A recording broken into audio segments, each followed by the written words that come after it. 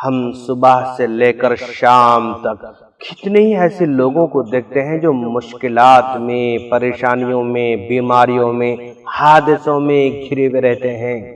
کسی کو راستے میں دیکھتے ہیں چل نہیں پا رہا ہے، کسی کو ہم دیکھ رہے ہیں کہ اس کا ہاتھ کٹا ہوا ہے، کسی کو ہم دیکھ رہے ہیں کہ اس کا پیر کٹا ہوا ہے، کسی کو ہم دیکھ رہے ہیں کہ وہ بنڈی پر جا رہا ہے، کسی کو ہم دیکھ رہے ہیں کہ گھسیٹتے ہوئے جا رہا ہے۔ دواخانوں کو جاتے ہیں تو مشکلات میں، بیماریوں میں، پریشانی میں لوگ بیڈوں پر پڑے ہوئے ہیں، اور ہم کسی اور جگہ جاتے ہیں، یتیم خانوں میں جاتے ہیں تو وہاں پریشان نظر آتے ہیں۔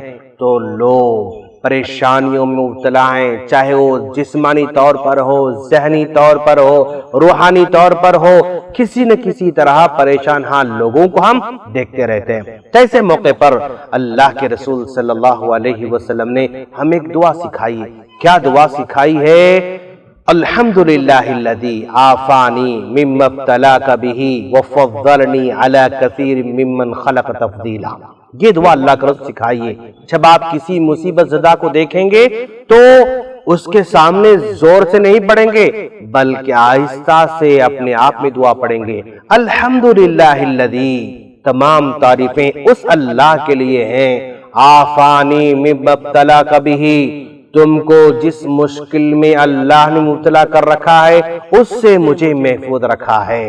مما ابتلاک بہ وفضلنی علی کثیر ممن خلق تفضیلا، اور اللہ کی بے شمار مخلوق میں سے مجھے فضیلت دے رکھی ہے، میں رتبہ بڑا بنا کر رکھا ہے۔ تو یہ دعا پڑھنا ہے۔ کیسے پڑھیں گے آپ؟ الحمدللہ الذی عافانی مما ابتلاک بہ وفضلنی علی کثیر ممن خلق تفضیلا۔ پھر دوبارہ دعا سنیں آپ، الحمدللہ الذی عافانی مما ابتلاک بہ وفضلنی علی کثیر ممن خلق تفضیلا۔ جب کبھی کسی مصیبت زدہ کو آپ دیکھیں گے اس دعا کا ضرور اہتمام کریں۔ کیوں؟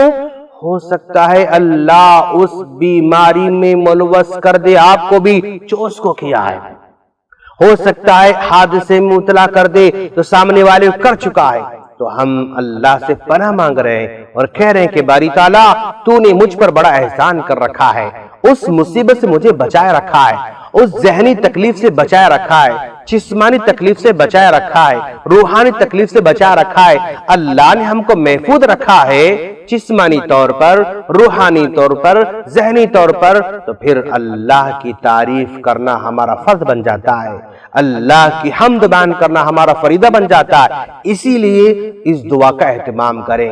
پھر ایک مرتبہ آپ سنیں، الحمدللہ الذی عافانی مما ابتلاک بہ وفضلنی علی کثیر ممن خلق تفضیلا۔